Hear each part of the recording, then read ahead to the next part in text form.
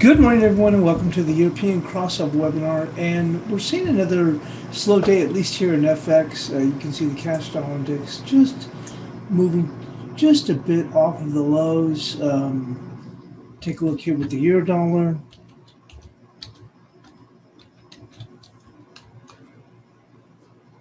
And it's given just a slight bit here as the dollar index. They basically traded inverse to each other. And cable.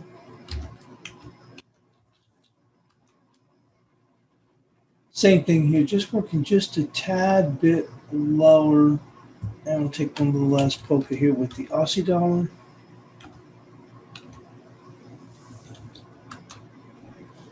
And that one did go in and close, and just like the Kiwi, it closed in a very, very tight range yesterday. I think the range yesterday was on like 30 pips or something like that. But it was a little bit lower, and we've kind of extended that loss here. Now, yesterday we did have a big move in equities as we saw that carry forward from Friday, and we can go in and take a look there. Irene says, good morning.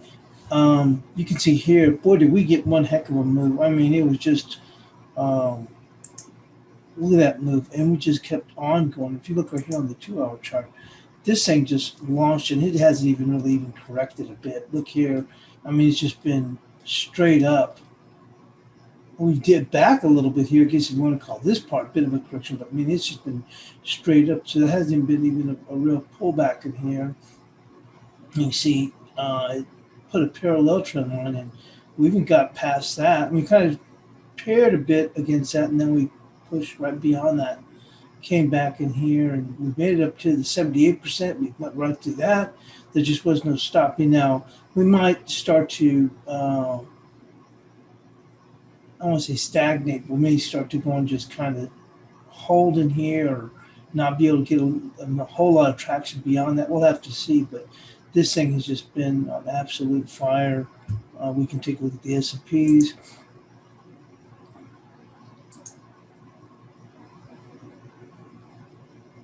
That one's almost gone to the 161% of this move, which right there.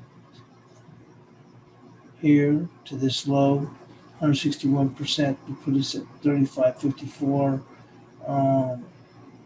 Maybe I'll make one last burst up in here. We can also mark that off. Here's a level.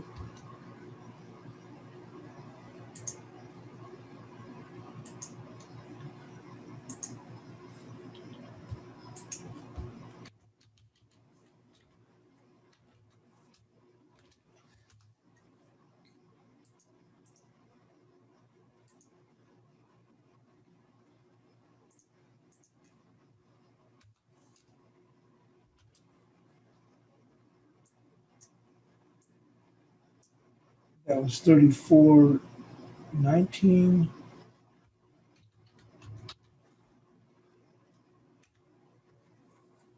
And 31.98 on the low side.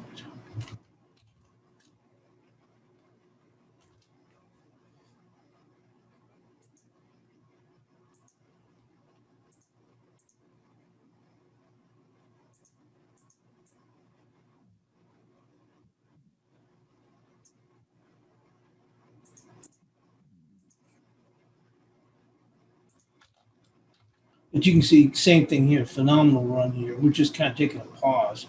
And that's what I meant to say here with the NASDAQ here. We may just take a pause in here because, I mean, this isn't really a correction. We just blew right here, and then some further stops. Looking at that 12.141 was the level we looked at. And someone asked me earlier, not earlier, but I mean, later in the U.S. session, do you think it may get them? Like, I think we're right around here. Like, it may be possible. I mean, the way thing was just blowing up. You can see this one solid bar here, followed by another solid bar, and then they just goose them for the stop. So we may take a pause and just kind of, hold our own here. But boy, what a heck of a move! I mean, that's just one solid move.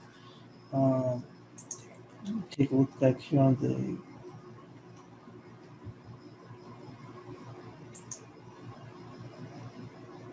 Yeah, let's say that already they got 161%.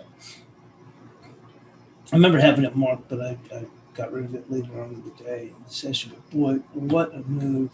I had made some money in the European session. And I ended up trying to get in front of this thing and ended up giving up those gains and just trying to grab some scalps later on. But it was, like I said, it was just a one-way trade. And my thought was we would probably run into, some levels here.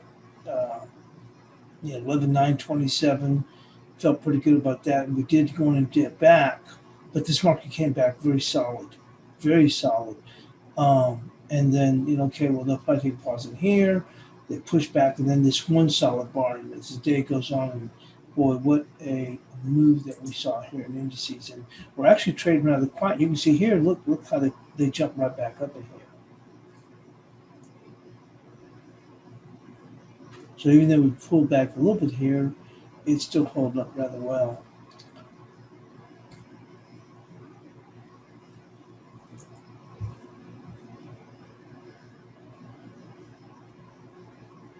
And we'll take a look at the economic calendar.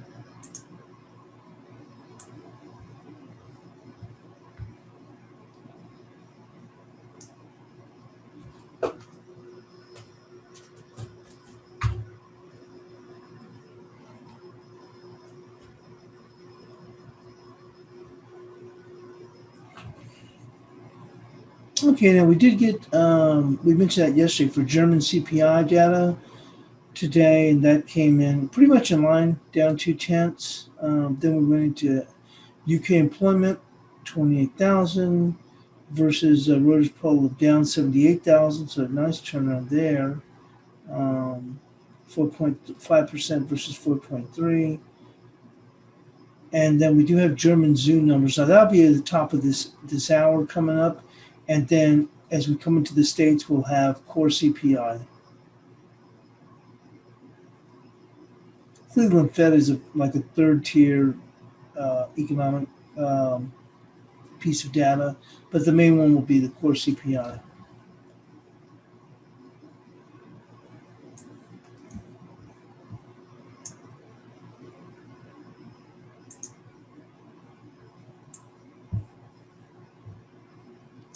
And the dollar bounces back and the yuan slips after China appears to keep a tab on its currency.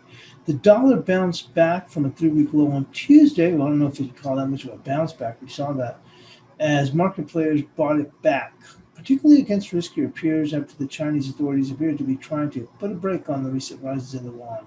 The Australian dollar lost about 0.5%, taking an additional hit when media reports China has halted coal imports from the country as the relationship deteriorates. But overall risk sentiment was propped up by the hope that former U.S. President Joe Biden will beat Trump on the November 3rd election and push forward with large stimulus. And we talked about this yesterday. That's where we're getting this move. I didn't even think this, well, I thought the move would go, but I even thought that, we'd take a pause. We'd get a move on Monday. Then we kind of like take a pause from there. You can see we're just still holding up. The dollar index rose to 93.19, trying to extend its rebound from Friday near a 3-week low of 92.99. Chinese yuan fell to 67.50 per dollar. China's central bank announced on the weekend the removal of a reserve requirement for some foreign exchange forwards, cementing speculation Beijing wants to curb the yuan strength. Biden trades have been hot in the last several days, in which people sell the dollar, particularly against currencies that have suffered under Trump, like the yuan, the Mexican peso, or Canadian dollar. But if you think the Beijing is sending a message to rein the yuan strength, then it might not make sense to unwind that trade for now. The peso also fell to 21.27 to the dollar. Canadian dipped to 31.24. A Biden victory is seen as a negative for the dollar, also partly because the pledge to increase corporate tax would reduce returns from investments in the United States, putting pressure on the dollar against safe haven currencies such as the yen and Swiss franc. Sterling traded above the 130 as hopes that the Brexit deal offset the concerns about the pressure on the economy from the coronavirus restrictions British Prime Minister Boris Johnson has announced. The pound stood near its strongest levels in 2 weeks against the euro, which changed hands at 90.43. Despite the positive risk sentiment, the Aussie appears to have been well contained by the indications that the Chinese imports of met and thermal coal have been banned. That is important given the 22% Australian thermal coal exports went to China in the last year, and 28% of met coal. Um, Said Rob Rennie, head of financial market strategy at Westpac. We stick to the view that the near-term risks for the Aussie dollar are lower, and a dip below 70 through end October near early November is still possible. With that, we're going to move into the analysis, and you can see here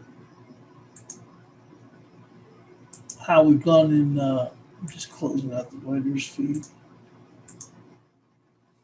How we've come right back. I was looking at this, when it came in, and you can see on a 5-minute, which I use the exponential moving averages, on a 5-minute, we actually had a sell because you can see where it breaks here. Although it's been there, it's been in that for a while because you can see here we broke with that has a lot to do with this one sell, but you can see here the market looked under pressure. Maybe we dip here and come down here, but you can see we've jumped right back up here. Okay, and this looks like a minor move, but it's not too minor. I mean, we're trading around, I think it was 45 at the time, and look, we've jumped up here, 45 handles. So we're getting some decent moves. And we come into, if you look on the 30-minute, because I use that primarily as a 30-minute, we came and we held this area. But my point is that all we've done is pause. I mean, there is not, look at this move. There has not been a correction at all. Strong, solid breaks above here, above key levels. And then all we've done is just, that's what I meant to say earlier. All we've done right now is just consolidated. We haven't broken down. We pulled back a little bit, but this was back from the extreme of the extreme level. But all we're doing right now is just consolidating right now. So it still looks, it could potentially go higher. Let's go and move into the analysis.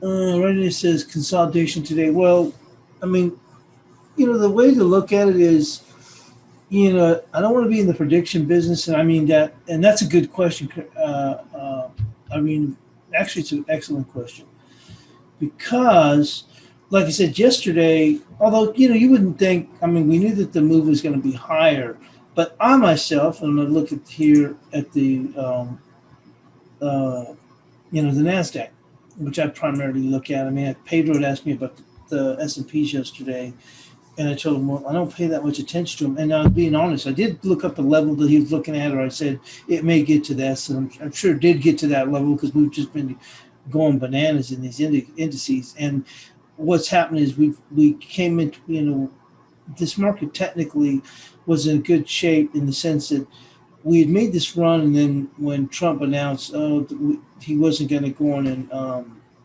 support the stimulus talks, and then we broke, and then we snapped back. It's just been runaway freight train, and you want to get in the way of a runaway freight train, which I did yesterday. Which, like I said, I had some nice gains. From Europe, I traded. Sometimes I'll take a rest before the U.S. session, and I traded throughout the European session yesterday and had some nice gains. I ended up, basically losing it right in here. Those gains. I mean, because we'd come in here, and I came in here, and we took a dip, and I thought I was going to break a little bit lower, and then just turn around and ripped in here, but I ended up giving up those gains. Then ended up trying to make up some of it by just scalps. But my point was that I guess you have to go on and wait, until the market gets to, I want to say gets to where it wants to go to, but at the point here, the best markets I traded when we're trading in ranges where you're trading in a defined range. You see like this. This is where I do well. You're moving in, buying a dip into a range, selling here or selling again. It comes back to the dip. When we get one of these type of runs where it just goes, I'm not the type of person that does well with just holding on or just keep on buying. But my point is, what you were saying was that, so I did see key levels, and they did reach those levels, and they actually exceeded those levels in what I like to call the Big Eight, or people call the Fang Man, whether it was Apple or Microsoft or Amazon. Amazon just kept blowing and going yesterday. But yeah, I think it's okay to come in with a I don't want to say a preconceived notion, but maybe a thought as to the way a market may play out. But it truly is. I'll tell you what, with indices, you really do want to go with the momentum. Even if it's sometimes short-term momentum, you see here, you still get some decent moves, even within these ranges. Yesterday's market was just on, blowing and going. So that's what I'm saying. It's okay to come in with a thought, but it's best to let these markets kind of play themselves out. And like I said, I thought at this point we already had a pretty good run. And I remember even saying at this point, I remember even saying it's run 700 handles without even a correction. So I thought we'd even kind of come back in here, and look, we just turn around, hit the afterburners, and we had actually seen a dip at that time. Apple at the time looked like it was already had posted a bar which looked like potentially it could then dip, and it did do have that, but then we turned around, like I said, this is where that turned around with Apple and with Amazon. Amazon did the same thing, and we just went and took off. And so that's what I'm saying.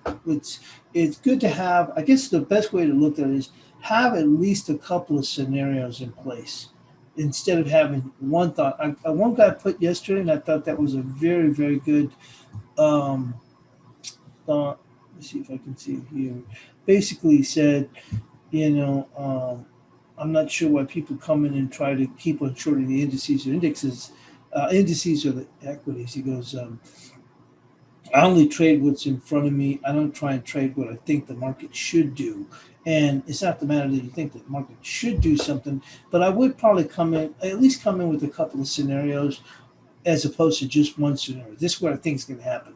Lots of times that'll work for me, but I'm saying is if you just I don't want to go as far as to say we marry ourselves to one scenario, but I think you have to have two scenarios because we don't know if we're going to be right or wrong, and so and of course, like I said, that's where he stops. But that being said, you want to go on and have a couple of scenarios, and it kind of keeps you in balance. So you say, well, I think it's going to work out here. But what's the other scenario? What if it keeps on going? Or the other scenario, what if it just consolidates?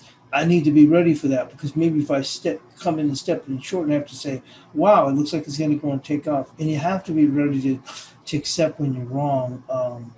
I think that's important too, like I said, because it's so easy to say, oh, they're just getting overdone. I think I just have to ride this out. And then before you know it, it starts getting further and further. We don't see that all the time, but we are in scenarios where that can run away because, once again, the election isn't until November 3rd. This market may continue to try and press higher.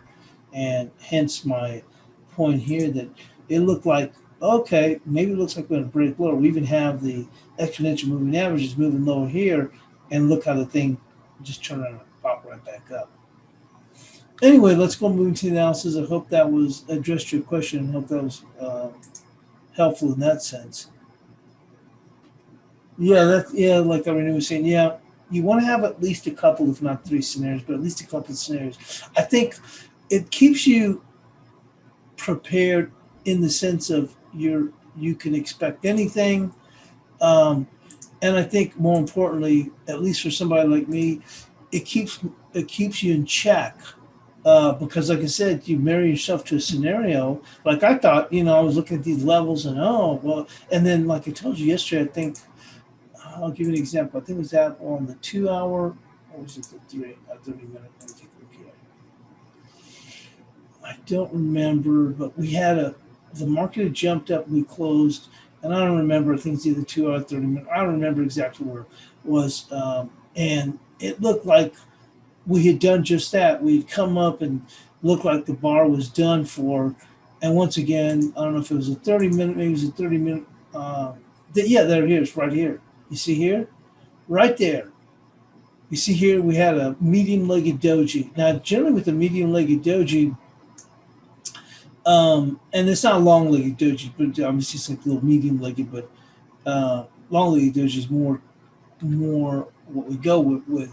But in a situation like that, bulls don't have control. Bears don't have control. You finish in the middle, but generally what happens is you pair back. Now this wasn't a long-legged doji because the stem wasn't very long. You want it to be like up to here and down to here, and then you can say, "Oh, okay, well, pull this back."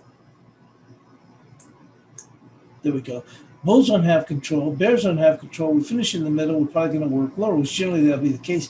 But this isn't a long-legged doji. It's just like a little medium-legged doji. But it looked like it's possible for this to move lower, and that we can now go and break lower. And remember, we'd come up to 121, and we weren't, and we came pretty close to 122 at the time, which was a key level. So it looked like we could break lower. And look, we just turned around and reversed higher. And that's what I'm saying is I think that, I mean, sometimes these markets move rather quickly, but I think the best way to look at it is you do have to come in.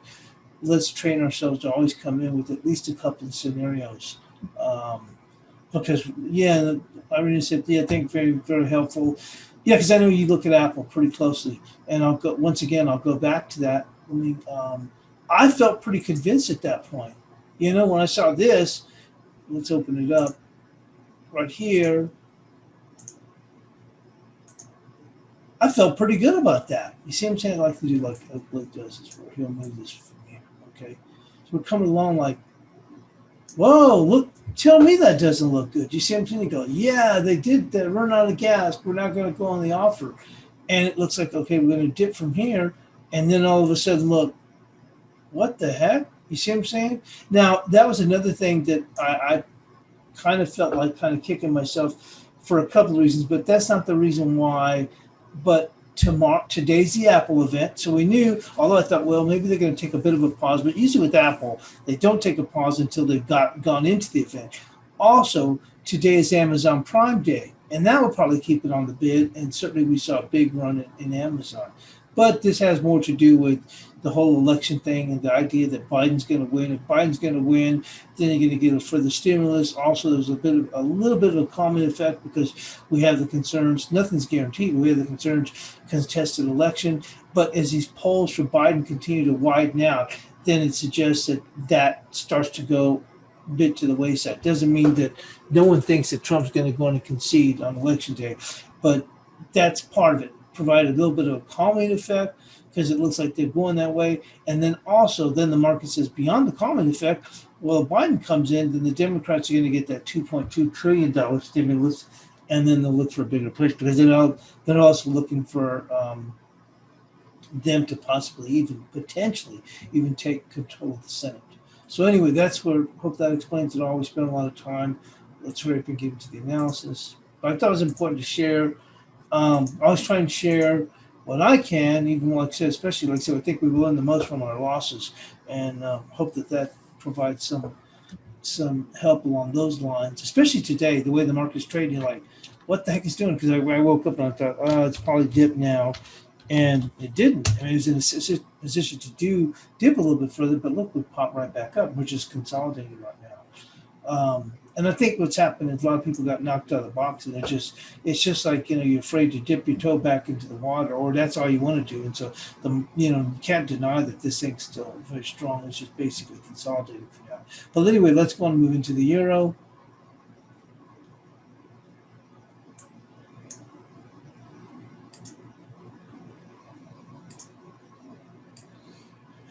So the euro stayed in a tight session on Monday. Support will remain 1752 with resistance at 1847. So let me open up the chart.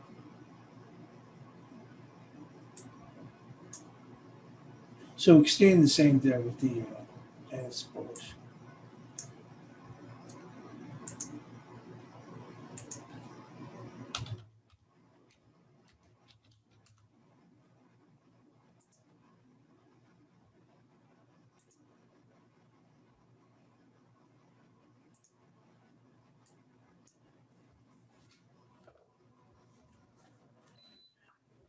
So cable sustained its close above 30.25, which remember we mentioned in the weekend analysis that was a key level, within a restrained range.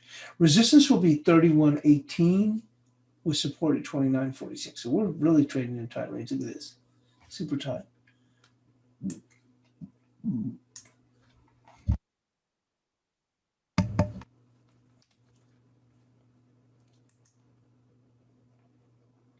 I didn't allow for it to dip further, but it's not. It doesn't look like it's going that way. and I opened up the upside. I thought we might be able to, yeah, because we are in a bullish mode, but so far nothing. So we'll see what happens. Moving into the Aussie dollar.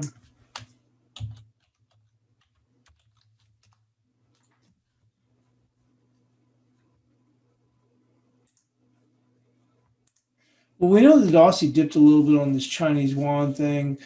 Let's pull this back a bit for perspective. There we go.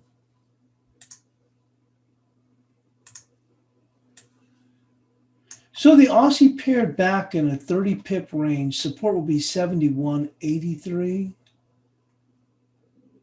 with resistance at 72.54. I don't know why I put 71.83. That didn't even make any sense. We'll go with the level 71.59. I don't know if I meant that didn't even make any sense. Yeah, I do remember doing that, but you didn't even give much room because at least you'd want to be here, and I guess that would have been the 83. So we'll go with the 71.59. That was too tight.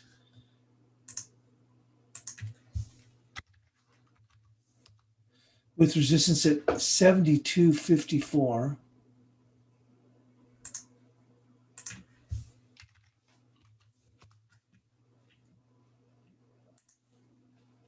But you can see this key level right here. I guess because we had this solid bar, maybe I wasn't willing to give much. You can see that there comes in, and still that would have been 71, 78. I don't know why I came up with the 83. That was kind of silly, but we did take a dip, but that 71.59 is key level. Let's go move into the Kiwi.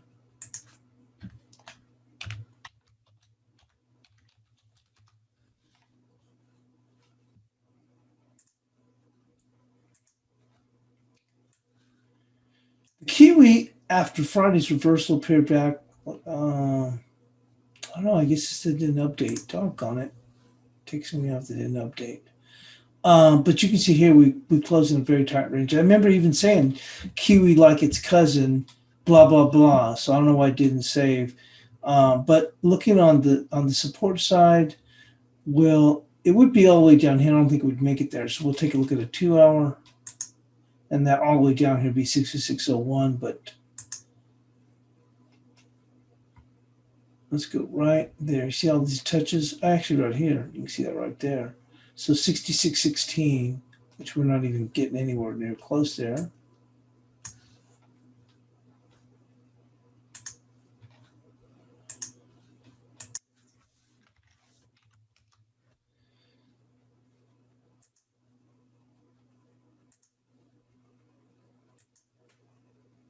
And on the upside, 66.83.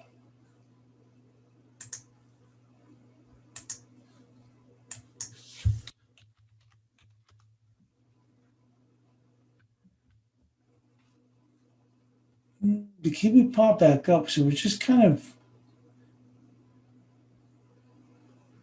let me say range bound for the Kiwi.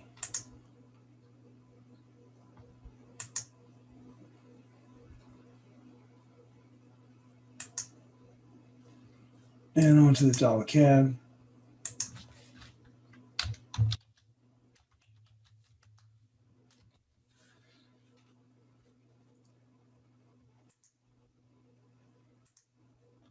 So the dollar CAD remained anchored at the lows of Monday in a tight range like most of the other dollar pairs. Support remains 30.71 with resistance at 31.89.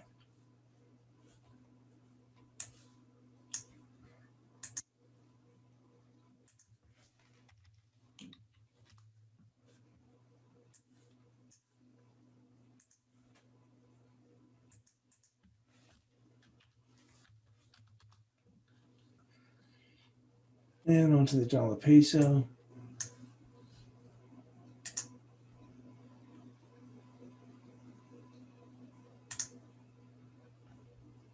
So the dollar peso posted a small doji on Monday. You can see here right here.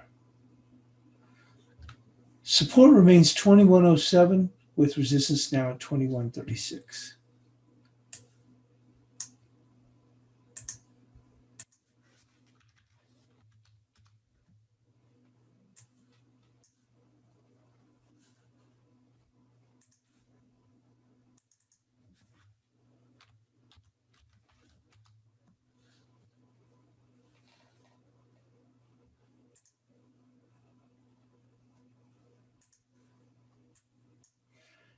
So the dollar yen slipped back on Monday to challenge the 520. Support on Tuesday will be 508 with resistance at 578. And we're trading in a very tight range. So we did take out that bias chart yesterday.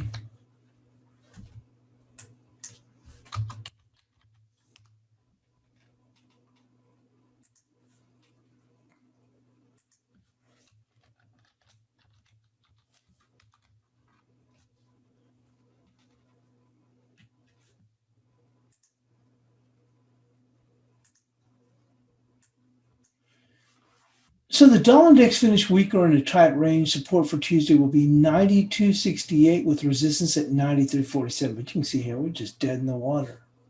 We're just not moving at all.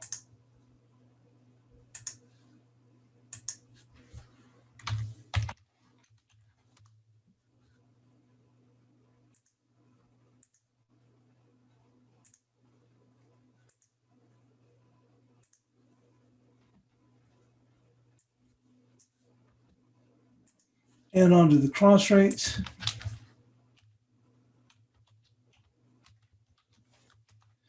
Go with the Kiwi yen.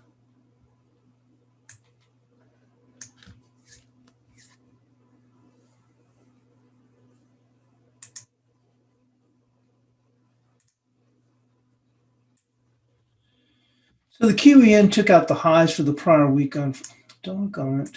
Well, that's right. I don't do the Asian analysis for these two.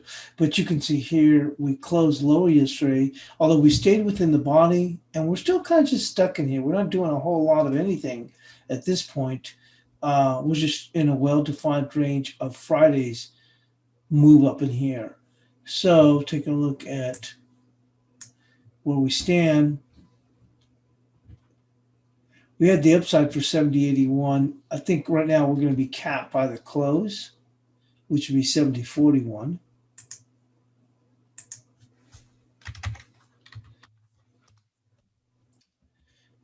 And on the low side would be the open from Thursday, which would be 69.68.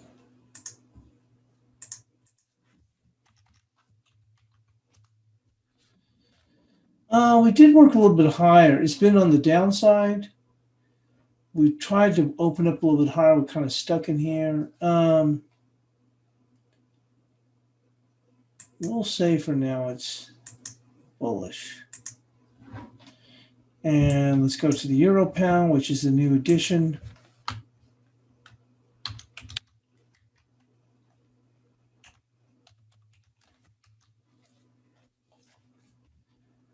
Wow. Look at the NASDAQ is popping up. And I'm just going to go to that real quick. I'm not doing anything with it. But I do want to share that because of the technicals. So as I told you before, when I came in this morning, I'm looking and I thought maybe it's going to be a whole, not a whole lot lower, but it may have taken a dip. And I'm looking at it and I'm like, well, it's sitting here.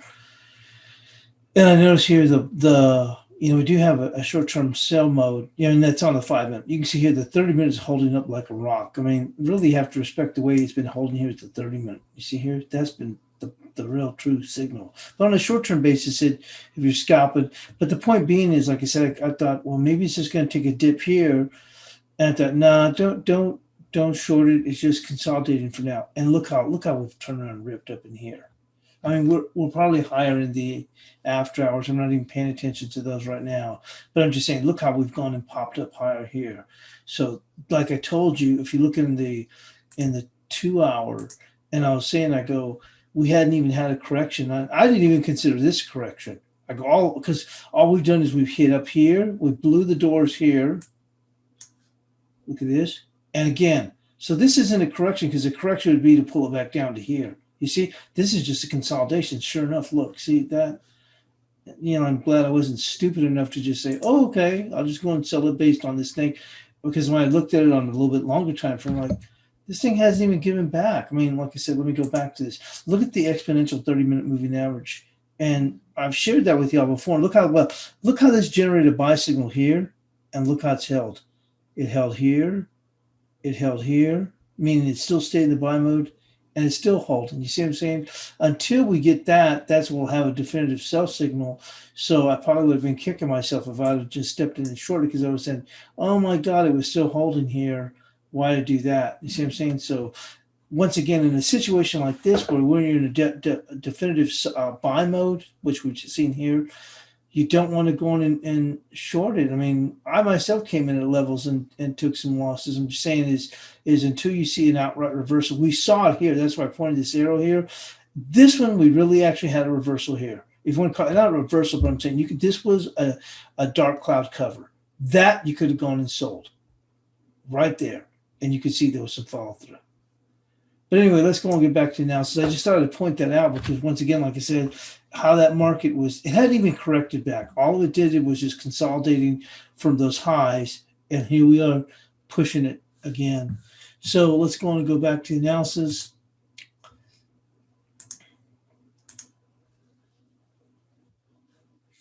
So moving on to the euro pound, I think we came into, let's see where we had our support. It wasn't too far away, 90.43. And the low yesterday was 90.27. And right now it's 90.30. Well, we got to go with just this level right here, which that is for the risk, which is 90.24. And I think that's what I really wanted to go with originally. And I ended up saying, okay, I won't go that far back. But that would be the risk, which would be 90.24. And on the upside, what we can see here that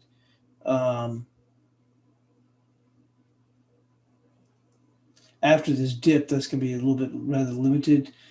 Let's take a look at it on a 2-hour chart.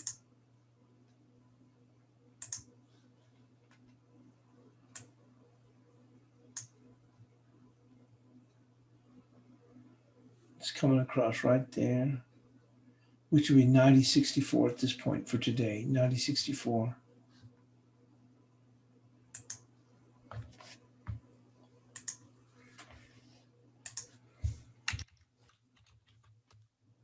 And it's bearish. Let's go move into the euro odd.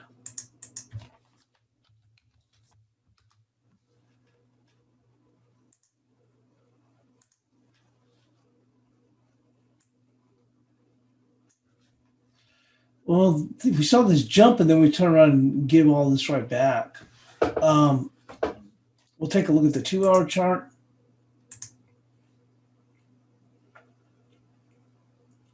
You can see right here, all these touches here, and that's where they ran out of gas. So just a hair bit before, but that's it, 64.59.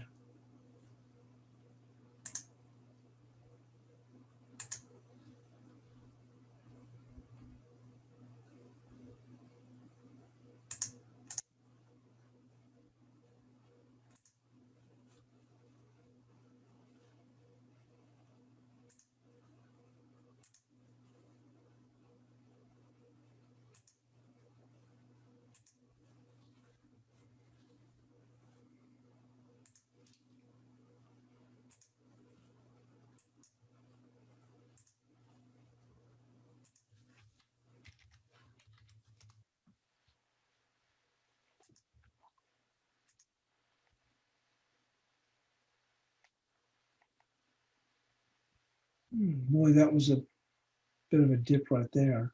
I mean, come right back and just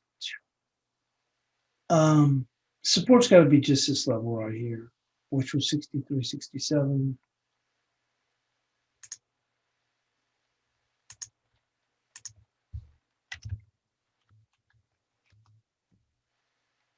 And I would put a range for that.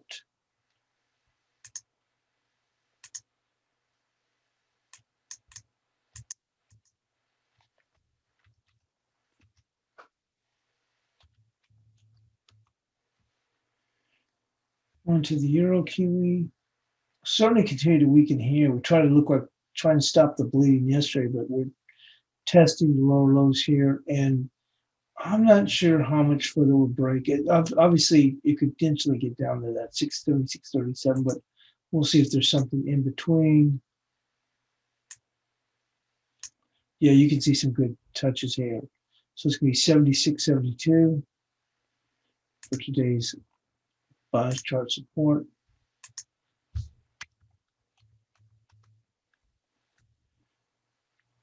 And on the upside,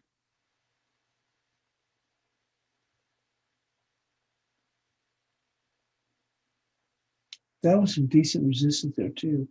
77.81.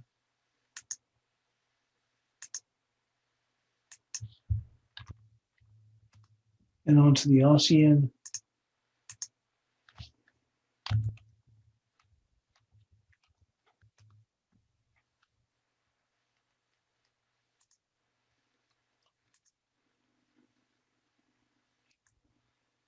Well, it looks like they took the dip to the downside to test some waters. And you see this high right there and these two lows there. And we actually took it out by just a couple of pips, but that's going to be the low side, 75.46.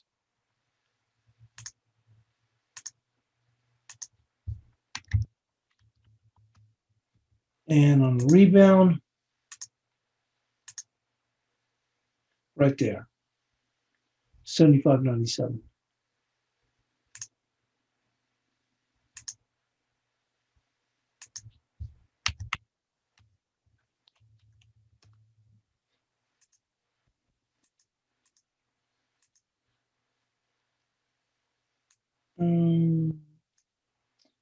If we can jump back up in here, it'll go into range, but it's still bearish. And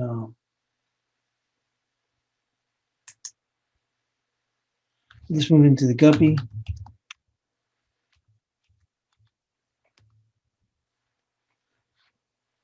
Well, it looks like we're heading towards that 38.09, and that was our bias chart resistance for yesterday. I think we can still make a move up in there. And support is just going to be this low bar there, 36.70.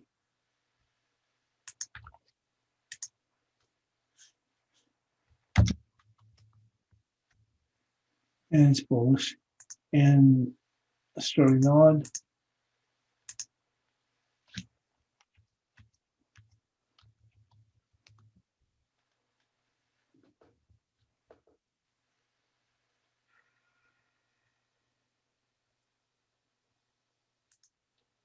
Yesterday we had 81.38, and we got past that 81.38. We think we just went with the levels here. We did, but you can see, look what we were setting ourselves up. Take a further slide back in here. We did goose some stops. We'll just go with the high from yesterday, which was not the high from yesterday, but this high here, which is 81.71.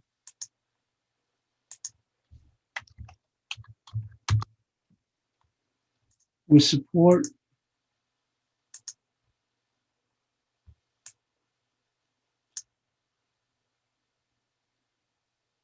It's going to be 80.89.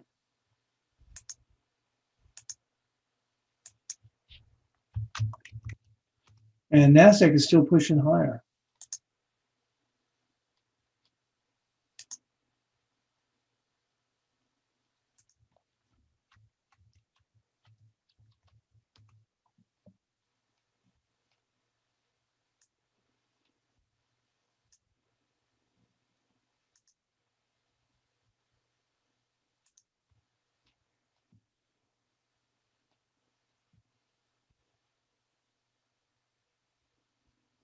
Look at Apple.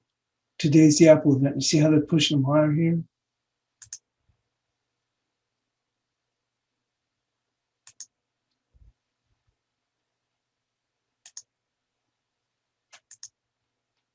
Look at that. That's we're getting that move here in the NASDAQ. Well, I'm not saying just from that, but I'm just saying these early moves.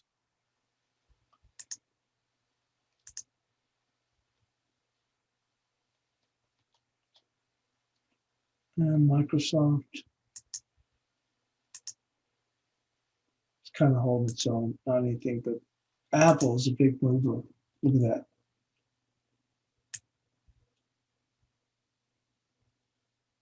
Big stop, 127. But that's it, what we have for today. We'll get the bias chart posted, and thanks for joining us here on the European Crossover.